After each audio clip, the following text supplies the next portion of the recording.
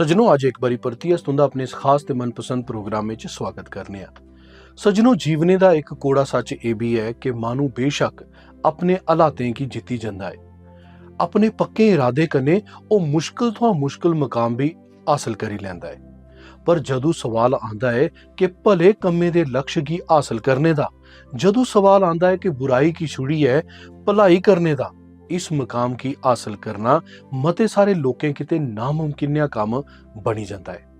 मते सारे मानू खतरनाक तो खतरनाक जानवरें की काबू करी लैंदे न, पर वो अपने आप गी अपने माड़े सुभाऽ गी वो काबू च नहीं रखी सकदे न। दुनिया जितुड़ी पर अपने आप गी गै हारी गे। जीवने च बड़ा किश करी ओड़ेआ ते करने दी हिक्खी भी रखी, पर जदों सवाल आया कि जीवने की सुधारने दा, तां इत्थे आइए अस हारी गए।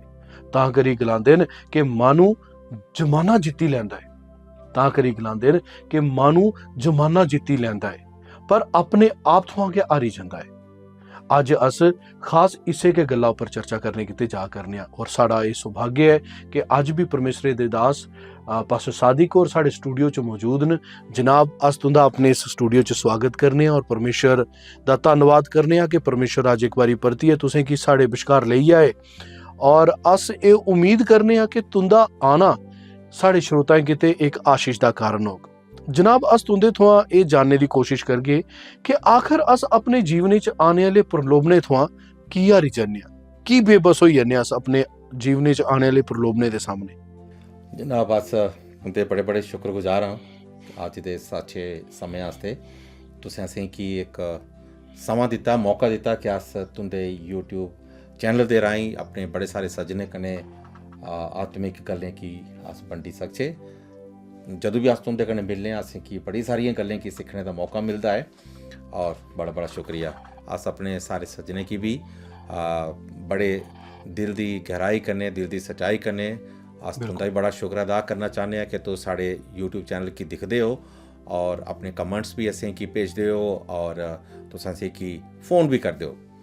खैर सज्जनों इन्हें दिनें च अस खास एक गल्ला उपर चर्चा करे करने और उस मुद्दे की तुस पहले थमां जानदे क्यों जी जनाब। तुसें कि एक तुसें जिहड़ा सवाल पुछेआ है वो बड़ा के ज़्यादा व्यवहारिक सवाल है। एक ऐसा सवाल है कि एक ऐसी परिस्थितियां या हालात हैं कि जिंदे कने बड़े सारे लोग संघर्ष करे करते हैं जी और ये संघर्ष ये है कि किस तरीके कने अस अपने आप की एक आध्यात्मिक रस्ते ऊपर, सच्चाई के रस्ते ऊपर चलाई सकते।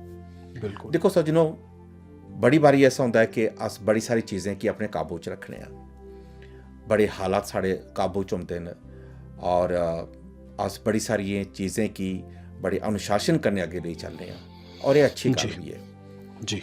लेकिन इहदे कन्नै कन्नै जदों सवाल होंदा है कि अपनी मन की ख्वाहिशें की, अपने मने दी इच्छियें की अपने काबू च रखना।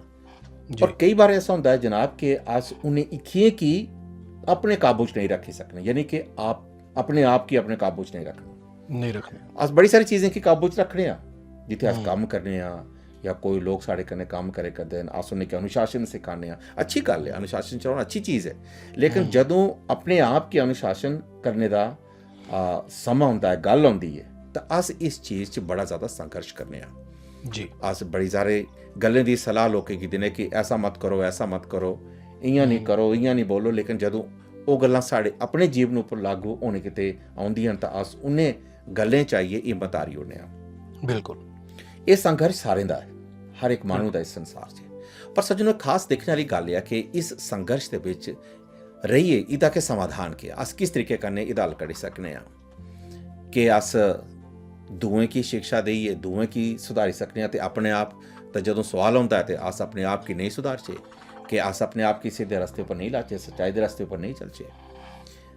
असें कि काम जरूर करना लोड़चदा, पर इस गल्ला दा खास ध्यान दिओ कि जिस वेले अस अपनी ताकत, अपनी शक्ति, अपनी मर्जी कन्नै अपने आप की अपने काबू च करने की कोशिश करगे, अपनी ख्वाहिशें की, अपनी मर्जी की, इस दुनियादारी की ख्वाहिशें की अपनी ताकत कन्नै, अपनी इच्छा कन्नै अपने काबू च करने की कोशिश करगे। इस गल्ला दा चेता रखो कि अस जरूर अपनी कोशिश दे विच अस हारी जागे। ਉਹਦਾ ਕਾਰਨ ਹੈ कि 4 दिन 8 दिन 10 दिन साल अस जरूर इस काम च कामयाब होगे, लेकिन एक समा ऐसा होना कि असें जित्थों दा अपने आप की अनुशासन करने की शुरुआत की, असें एक समा ओह् भी आना साढ़े जीवन च कि असें वापस उत्थे अपने आप गी दिक्खना। इस करियै असें कि खास इस गल्ला दा चेता रखना लोड़चदा है कि इस मामले च इस गल्ला च साड़ी मदद कौन करी सकता है। जी हाँ सज्जनों, इस काम की करने आस्ते अपनी ख्वाहिशें उपर काबू पाने आस्ते एक सच्चा जीवन, पवित्र जीवन जीने आस्ते असें कि परमेश्वरे दी बड़ी ज़्यादा जरूरत है, जिन्हें असें कि रचा दा, जिन्हें असें कि बनाए दा है, उदी मदद की जरूरत है। बिल्कुल। और इये मदद करने दी, मानव जाति दी इये मदद करने की ते प्रभु यीशु मसीह और इस दुनिया च आए। तां करी प्रभु यीशु मसीह और आख्या कि सही रस्ता, सच ते जीवन आऊं गया, कोई भी मानू मेरे वसीले के बगैर पिता परमेश्वर तक नहीं पुजी सकता है। नहीं पुजी सकता। फिर एक जगह प्रभु यीशु मसीह और एक गल गलांदे न कि तुस मेरे थों बखरे रहिए कोई काम नहीं कर सकते, मेरे थों बखरे रहिए तुस किश नहीं कर सकते। इहदा मतलब ये होया कि प्रभु यीशु मसीह परमेश्वर का स्वरूप है, और तां करियै बाइबल आखदी है कि परमेश्वर का वचन ही देह धारण करिए इस दुनिया च आया, और असें उदी नई महिमा देखी कि जियां परमेश्वर दे इकलौते पुत्र दे। बिल्कुल बिल्कुल। एक बारी दी गल है कि प्रभु यीशु मसीह जिस वेले अपने चेलें की परमेश्वर पिता के बारे च शिक्षा दे करते हैं, तो प्रभु यीशु मसीह दे चेले है फिलिप्पुस, उन्हें यीशु मसीह की गलाया कि तुस पिता के बारे बड़ियां सारियां गल्लां तां करदे हो, पर तुस असें की आमने सामने पिता दसो कि पिता कौन है, पिता परमेश्वर कौन है। तो प्रभु यीशु मसीह ने फिलिप्पुस की गलाया, फिलिप्पुस इन्ना चिर अ'ऊं तुंदे कन्नै रही, मिगी तुंदे कन्नै रौंदे होई गया कि तुसें मी नहीं दिक्खिया, जिन्हें मी दिक्खिया उन्हें पिता की दिक्खिया, परमेश्वर पिता की दिक्खिया। इहदा मतलब ये होया कि प्रभु यीशु मसीह जेके वो परमेश्वर पिता का स्वरूप है।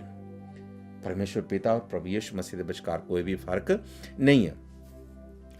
सिर्फ इन्ना ही नहीं कि पवित्र शास्त्र बाइबल च याकूब दी पत्री उहदे पहले अध्याय दे 18 वचन च परमेश्वर दे भगत याकूब एक गल गलांदे न कि परमेश्वरे असें की अपने सच्चे वचने दे वसीले कन्नै पैदा कीता, कि जे अस उदी बनाई दी सारी चीजें च अस उदे किते पहला फल बनी जाचे।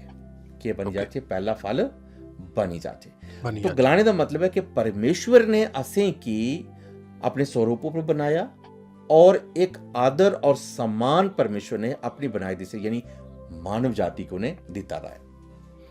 बिल्कुल जनाब, सच गै ਜਿਹੜੀਆਂ ਗੱਲਾਂ ਤੁਸੀਂ ਹੁਣੇ ਸੁਣਾਈਆਂ ਇਹ ਸਾਡੇ ਕਿਤੇ ਬੜੀਆਂ ਕਿ ਨਵੀਆਂ ਹੀ ਆ, ਔਰ ਪਰਮੇਸ਼ਰ ਦੇ ਵਚਨ ਦੀਆਂ ਇਹ ਡੂੰਘੀਆਂ ਗੱਲਾਂ ਹੀ ਆ, ਡੂੰਘਾ ਭੇਤ ਜ਼ਾਹਰ ਕਰਦੀਆਂ ਹਨ।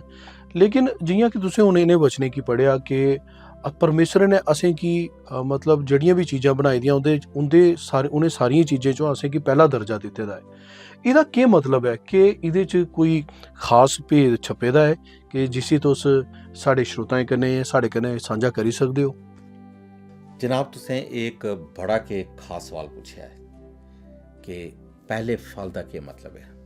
सज्जनों, पहला फल जेका है अस देखने कि एक बड़ा सुच्चा फल हुंदा है, बड़ा सुच्चा फल हुंदा। अस फसल लाने और फसल की कट्टने थमां पहले जदों फसल अजी तैयार की होंदी है तो अस के करने कि उस फसल के पहले हिस्से की अस परमेश्वर के भवन च लेई जन्ने इस आस्ते कि भाई इहदे कोला पहले अस इसी इस्तेमाल करचे, ये उस सृष्टिकर्ता परमेश्वर के अगे अस उन्हें दाने की उस फसल की ले जाने। और सिर्फ इन्ना ही नहीं है, पवित्र शास्त्र बाइबल के बिच जिस वेले अस न्यायों की किताब पढ़ने उहदे 23 अध्याय च पढ़ने तो परमेश्वर ने फसल दे पहले फल दे पर्व की यानी त्यौहार की मनाने का हुक्म परमेश्वर ने लोकें दिता कि तुस इस त्यौहार की बनाओ। इहदे कोला पहले कि तुस फसल की चक्को पहला फल तुस लेइए जेका सुच्चा फल है वो तुस परमेश्वर दे भवन च लेई आओ। ये एक बड़ा के खुशियां करने भरोचे का एक त्यौहार होता है कि जिसी इसराइल की प्रजा के लोग मनाते हैं। दूई गल यह कि इस मौके पर किसान अपनी फसल के पहले और सुच्चे फल की लेइए प्रभु के भवने चाहते हैं, तो जेके प्रभु के भवन च सेवा करने वाले लोग होंगे हैं, ये पहला फल जेका फसल का उन्हें की दिंदे हैं। दूई गल यह कि भवने च सेवा करने वाले पुरोहित जेके है फसल दे इन्हें पूलें की लेइए परमेश्वर के भवने के अंदर एक खास जगह च रखते हैं, जेके लोग लेइए आते हैं उसी खास जगह च रखते। चौथी गल यह सिर्फ इन्ना ही नहीं, बल्कि ये पहला फल जेका पवित्र शास्त्र बाइबल जेका याकूब दी पत्री च लिखा गया है, ये पहला फल इस चीज़ की भी दसदा है कि प्रभु यीशु मसीह मुर्दें चा जिंदा होने वाले चा प्रभु यीशु मसीह एक पहला फल है। ये गल प्रेरित पौलुस पवित्र शास्त्र बाइबल च लिखदे न। याकूब दी पत्री दे विच जिस वेले अस दिक्खने आ कि याकूब दी पत्री दे विच पहले फल दी गल जे कि मसीह लोकें किते गलाई गेदी है जी। ये पहला फल किस चीज़ की दसदा है?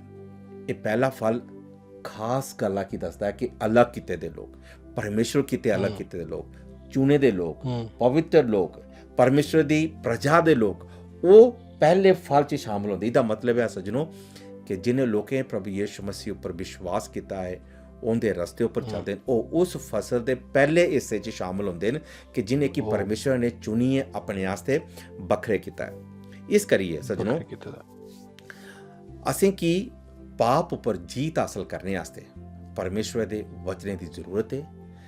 परमेश्वर के आत्मा की अगुवाई की, उसकी सामर्थ की, शक्ति की हासिल करने की जरूरत है कि जे जिस रस्ते उपर प्रभु असें की चलने किते गलांदे न, पवित्र रस्ते उपर चलने आस्ते गलांदे न, वो रास्ता सौखा नहीं है, वो कठिन जरूर है लेकिन मुश्किल नहीं है। इस रस्ते उपर चलने आस्ते परमेश्वर का वचन, प्रभु का आत्मा साड़ी के करता है, मदद करता है। जदों वो मदद करता है फिर अस इस संसार दे प्रलोभन, हर किस्म की बुराई, हर किस्म के लालच उपर अस जीत हासिल करिए, अस एक सच्चा और पवित्र जीवन जी सकने हैं। बिल्कुल। और जनाब अस तुंदा धन्नवाद करने आ। सच गै ये जिहड़ियां परमेश्वरे दे वचने दियां गल्लां न, ये साढ़े किते ते साढ़े श्रोताएं किते सच गै बड़ियां गै फायदेमंद न। अऊं उम्मीद करना कि साढ़े श्रोता जेह्ड़े न वो शैल चाल्ली समझी गए होङन कि कि'यां वो जीवने च आने आह्ले प्रलोभने थमां बची सकदे न, कि'यां वो अपने जीवने गी शैल चाल्ली जी सकदे न, कि'यां वो अपने जीवने गी परमेश्वरे दी लोइया च चलाई सकदे न। सो सज्जनों, अपने आने आह्ले प्रोग्राम च अस इक बारी परतियै तुंदे कन्नै मिलगे। तां तकर तुस असें गी इजाजत दिओ। जय मसीह की।